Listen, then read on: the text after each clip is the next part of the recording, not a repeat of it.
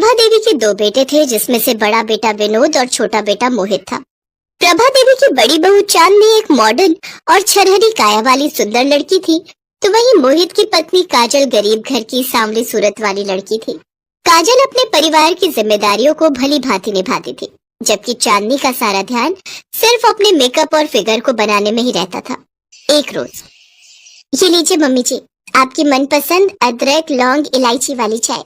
छोटी बहू, तू हम सभी की जरूरतों का कितना ख्याल रखती है। अरे जरा अपने शरीर को आराम भी दिया कर। सुबह पहली किरण के साथ उठती है और सारा दिन घर के काम काज ही निपटाती रहती है। अरे थोड़ा कष्ट अपनी जेठानी को भी उठाने दिया कर और उसे भी कुछ जिम्मेदारियां निभाने दिया कर। वैसे है कहाँ वो? माँ जी, जेठानी जी तो अभी सो रही हैं और पूजा पाठ करने के बाद आपको चाय चाहिए होती है, इसलिए मैंने ही बना दी। जन्मदिन की ढेरों मुबारकबाद छोटी बहू। अब आज के दिन तो इस घर गृहस्थी से छुट्टी ले और अपने पति के साथ कहीं बाहर घूमा। शुक्रिया माँ जी। अपनी सास के पांव छूकर काजल खुश होकर अपने कमरे में चली जाती है।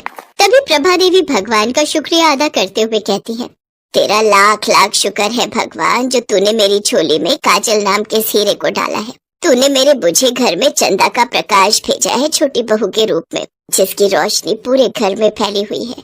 हाँ, बस मेरी यही दुआ है तुझसे कि इसके जीवन में कभी अंधेरा ना आए। मोहित और काजल का रिश्ता सदा सलामत रहे और इनके बीच कभी कोई खटास ना आए। पीछे खड़ी चांदनी उनकी सारी बातें सुन रही होती है और अपने मन में हंसते हुए कहती है, जितनी दुआएं देनी है इसे दे लो सासू माँ। भले ही ये सारे घर में प्रकाश फैलाए, लेकिन इसकी खुद की जिंदगी में तो अंधेरा ही होगा, क्योंकि इसके चांद की चांदनी तो मैं हूँ। मोहित तो आखिरकार मुझ पर ही लट्टू है। उधर काजल अपने कमरे में मोहित से कहती है, मोहित आप आज के दिन भी ऑफिस जा रहे हैं? क्यों, आज का दिवाली है जो घर पर बैठकर पूजा करूं तुम्हारी, या तुमसे शाहरुख खान की तरह रोमांटिक बातें करूं? जस्ट लुक एट यू, काली तो तुम थी ही, अब तो तुम मोटी और भद्दी भी हो गई हो। पता नहीं मेरी किस्मत ही खराब थी जो ऐसी बीवी मेरे पल्ले पड़ गई।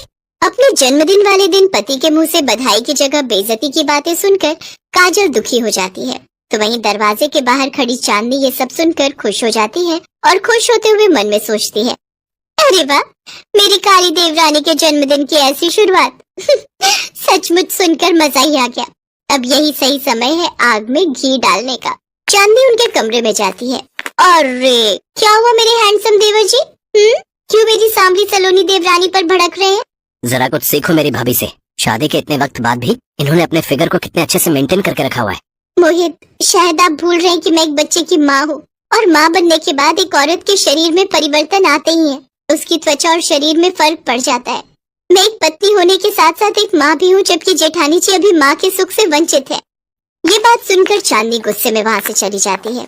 मोहित भी बैग उठाकर ऑफिस के लिए निकलने लगता है कि तभी उसका बेटा बंटी स्कूल के लिए तैयार होकर आता है और मोहित से कहता है, पापा, आज मेरी स्कूल वैन नहीं आई, तो क्या आप मुझे ऑफिस जाते हुए स्कूल ड्रॉप कर देंगे प्लीज? बस माँ की तरह बेटा भी मुझे बस परेशानी करने आता है, मुझसे ये सब चोचलेबाजी नहीं होती। चल अब भाग यहाँ से। इसी तरह मोहित अपने बेटे को झिड़कते हुए वहाँ से चला जाता है। बंटी रोते हुए अपनी माँ से कहता है, माँ, सभी के पापा उन्हें स्कूल ड्रॉप करने आते हैं, फिर मेरे पापा कभी मुझे छोड़ने क्यों नहीं जाते, और वो हमेशा ही हम दोनों से गुस्से में बातें क्यों करते हैं? नहीं बच्चे, पापा को ऑफिस के लिए देर हो रही थी ना, इसीलिए वो थोड़े गुस्से में थे। चलो मैं तुम्हें स्कूल ड्रॉप कराती हूँ। ऐसे ही कुछ दिन बीत जाते हैं।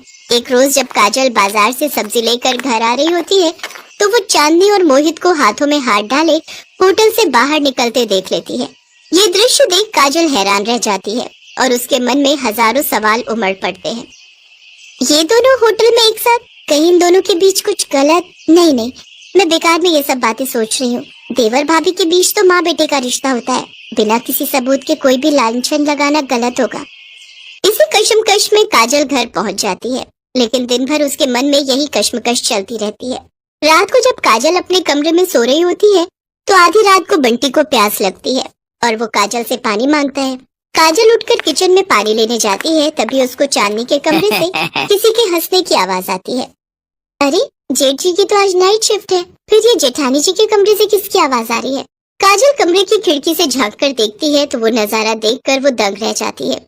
कमरे में चांदनी और मोहित एक दूसरे की बाहों में बाहें डाले बिस्तर पर लेटे हुए होते हैं और मोहित चांदनी से कहता है, सच कहूँ चांदनी, तुम्हारे साथ ये रात सचमुच कयामत की रात लग रही है। अब बातें बनाना बंद भी करो स्वीटहार्ट। और ये बताओ कि कब तक हमें यूं ही दुनिया से छुपते छुपाते मिलना होगा? भगवान ने हमारी शादी 2 अलग अलग लोगों से करवा दी है, और वो भी बिना हमारे टाइप के लोगों से। तुम तो बिल्कुल मेरे टाइप के लड़के हो, हैंडसम एंड डेयरिंग देवर, इसीलिए तो मैं तुम्हारे भैया को बिल्कुल भी भाव नहीं देती। जानता हूँ जाने मन, अब मुझे जाना होगा। कहीं काजल की आंख खुल गई तो मुश्किल हो जाएगी। मोहित जैसे ही बाहर जाने के लिए दरवाजा खोलता है तो काजल वहाँ खड़ी होती है। बिल्कुल भी शर्म नहीं है तुम दोनों में। देवर भाभी के पाक रिश्ते को कलंक लगा दिया तुमने। मैंने ये कभी नहीं सोचा था कि मेरी जेठानी ही मेरी सौतन बनेगी। ओह, तो तुमने सब कुछ देख लिया। चलो अच्छा है, आज नहीं तो कल सच तुम्हारे सामने आना ही था।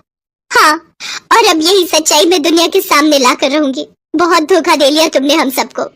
खबरदार जो तुमने ऐसा कुछ सोचा भी, वरना तुम्हारे बंटी को इस दुनिया से रुखसत होने में देर नहीं लगेगी। मोहित, ये औरत तुम्हारे सामने तुम्हारे बच्चे को जान से मारने की धमकी दे रही है और तुम चुपचाप तमाशा देख रहे हो। अरे कौन बच्चा, किसका बच्चा? तुम और बंटी तो बस मेरी एक भूल हो। तुम दोनों जियो या मरो, इससे मुझे कोई फर्क नहीं पड़ता, समझी? इस तरह उन दोनों से मिली धमकी से काजल अपने बच्चे को खोने से डर जाती है और वो अपना मुंह बंद रखकर सब कुछ चुपचाप सहती रहती। और इसका नतीजा ये हुआ कि देवर भाभी की हवस को शह मिल जाती है और अब वो एक दूसरे के साथ और ज्यादा समय बिताते। एक रोज बंटी अपनी माँ से पूछता है, माँ, आजकल आप इतनी उदास और खोई खोई क्यों रहती हो? पापा ने आपसे कुछ कहा क्या? नहीं मेरे बच्चे, वो मेरी तबीयत ठीक नहीं है ना, इसलिए तू जा बाहर जाकर खेल। बंटी बाहर खेलने चला जाता है। तभी काजल की सास उसके कमरे में आती है और उससे कहती है, क्या बात है बहू, तेरे और मोहित के बीच सब कुछ ठीक तो है ना? आज जो बात तुमसे बंटी ने पूछी वो मैं भी कई दिनों से पूछना चाह रही थी। आजकल तुम हर वक्त खोई खोई सी क्यों रहती हो? पता नहीं क्यों, लेकिन तेरा उदास चेहरा देखकर ऐसा लगता है कि जैसे कोई सौतन तुझे ढा रही हो। अगर ऐसा कुछ है तो एक बात हमेशा याद रखना, विश्वास से भरी पत्नी अगर चाहे तो यमराज से भी अपने पति के प्राण वापस ला सकती है। फिर एक औरत से क्या डरना। ये कहकर उसकी सास वहाँ से चली जाती है, लेकिन उसकी बातों ने मानो काजल में एक शक्ति प्रदान कर दी थी और वो बिना देर किए अपने जेठ के पास जाती है और उसे सारी सच्चाई बता देती है। काजल, तुम होश में तो हो? अपनी जेठानी के बारे में ऐसी बातें करते हुए तुम्हें शर्म नहीं आती? जेठ जी, मुझे बस आज रात का समय दीजिए। आज रात जेठानी जी की सच्चाई आपके सामने होगी। इसके बाद विनोद के साथ मिलकर काजल एक प्लान बनाती है और फिर आधी रात को मोहित के फोन से चांदनी के फोन पर एक मैसेज करती है और उसे अकेले में मिलने के लिए छत पर बुलाती है। कुछ देर बाद चांदनी छत पर जाती है और पीछे से जाकर मोहित के गले लिपट जाती है और उससे कहती है, क्या हुआ मेरे हैंडसम देवर जी? आधी रात तक कभी सब्र नहीं हुआ जो मुझे छत पर ही बुला लिया? चलो अच्छा है, रोज रोज चारदीवारी में रोमांस करके मैं भी बोर हो गई थी। हाँ, आज खुले आसमान के नीचे रोमांस करने में मजा आएगा। अब कुछ कहोगे भी या यूं ही पीठ घुमाए खड़े रहोगे? चलो अब मुझे जल्दी से अपनी बाहों में भर लो।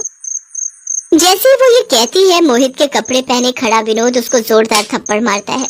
इसी के साथ छत की लाइट जल उठती है और सभी वहाँ आ जाते हैं। विनोद, तुम? हाँ मैं। इतने दिनों से तुम मुझे धोखा दे रही हो, मुझे बेवकूफ बना रही हो। और तुम मोहित, अपने ही भाई की पीठ पर छुरा घोंप दिया तुमने। अगर आज काजल मुझे तुम्हारी सच्चाई नहीं बताती तो तुम देवर भाभी का ये घिनौना सच कभी भी मेरे सामने नहीं आता। आज के बाद तुम दोनों से मेरे सारे रिश्ते खत्म। नहीं विनोद, ऐसा मत कहो, मुझसे रिश्ता मत तोड़ो, मुझसे भूल हो गई। अपनी अय्याशी को भूल का नाम मत दो, समझी? अब निकल जाओ मेरे घर से। काजल, तुम तो मुझे समझो, आखिरकार मैं तुम्हारे बच्चे का बाप हूँ, तुम्हें हमारे बच्चे का वास्ता।